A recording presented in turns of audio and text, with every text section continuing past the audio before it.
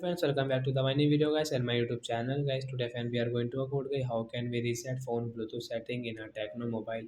Friends, we want to reset your phone Bluetooth settings. So friend, how can you reset? Today I will show you, I will tell you in this video. So before starting video friend, first of all go and subscribe the channel guys, click the bell icon and like the video. So friends, now let's see how can we reset our phone Bluetooth setting. Guys, open your phone setting guys. First of all, after on phone setting, I scroll it. Friends, click on guys your phone. This system setting, this system setting, we will tap here, guys.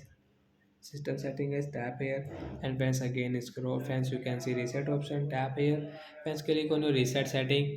You can see mobile Bluetooth setting is tap here to reset. Friends, come back. Friends, you can see after 4 and 5 setting, a setting has been reset. Means guys your Bluetooth setting has been reset guys. You can use guys your phone Bluetooth setting guys. So like that guys, we can reset guys our phone Bluetooth setting. So that's it guys. Thanks for watching the video guys. I hope friends you have understood how to reset Bluetooth setting. So bye guys.